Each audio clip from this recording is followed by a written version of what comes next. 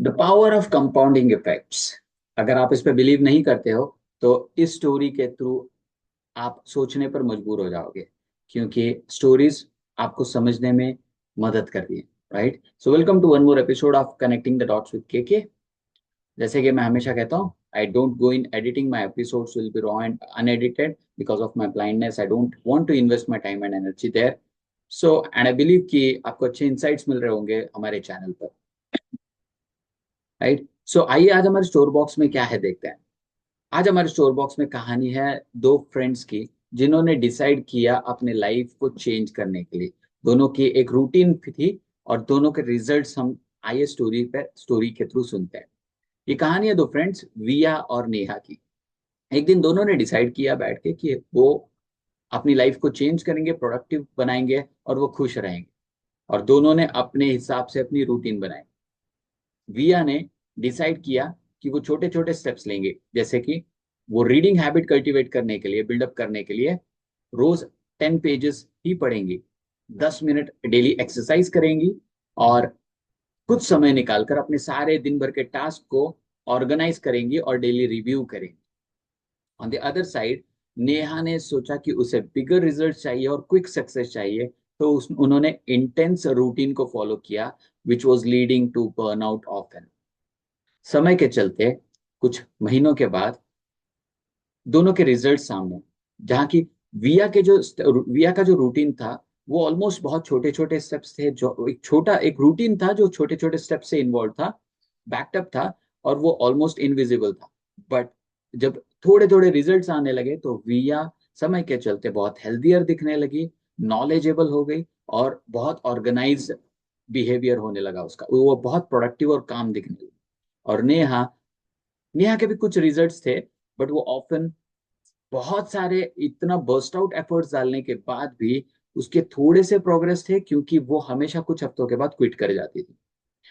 एक दिन नेहा ने विया से पूछा कि विया, तुम इतने काम, प्रोडक्टिव और खुश कैसे दिखाई दे रहे हो? How, what is the secret?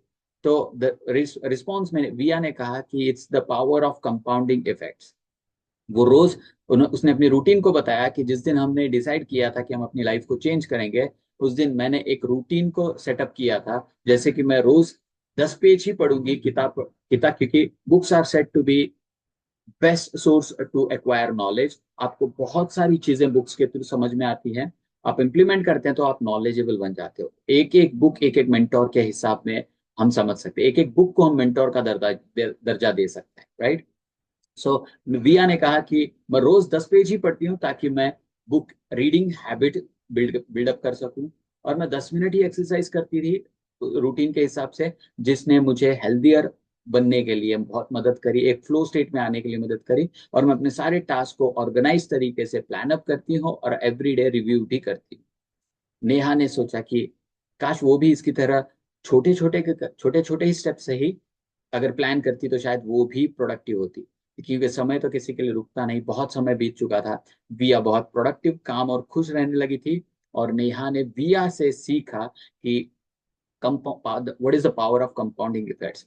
उसने भी विया से गाइडेंस ली कि छोटे छोटे स्टेप्स कैसे डिजाइन करें, और नेहा ने भी डिसाइड किया कि वो छोटे छोटे स्टेप्स से अब कंपाउंडिंग इफेक्ट से अपने रिजल्ट्स लाएगी। And this is how these two friends slowly but definitely started improving their life with calm, happy and productive environment and mindset. Because when you want to be productive, it's not about doing it all at once or doing it all, but in fact it's doing one thing at one time, slowly take small steps, छोटे छोटे steps सही, baby steps ही सही, आप आगे जरूर बढ़ेंगे। क्योंकि मैं अपनी कम्युनिटी में एक एग्जांपल जरूर हमेशा देता हूँ। इमेजिन कीजिए कि आप और आपके बगल में एक छोटा सा बच्चा है।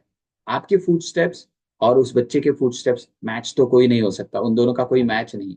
बट आप सोचिए कि आप 4 कदम के बाद रुक गए और वो छोटा बच्चा बेबी स्टेप्स के साथ आप ही के बगल में से कंसिस्टेंट रहते हुए अगर आगे निकल गया, तो आप सोच सकते हैं कि आपके फुट स्टेप्स भले ही बड़े हों, बट आप उस बच्चे से हार जाओगे, क्योंकि वो बच्चा even with the baby steps consistently आगे बढ़ रहा है। Right, so that's the power of being consistent, building this with the power of compounding effects, and that's how you turn out yourself productive.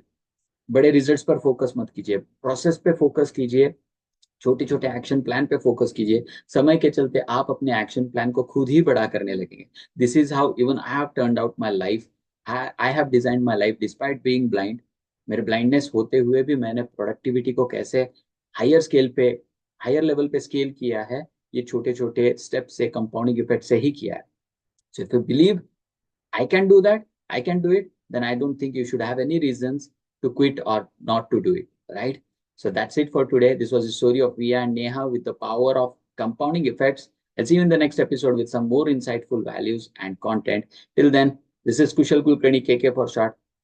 ध्यान रखिए अपना, stay blessed, take care, bye bye.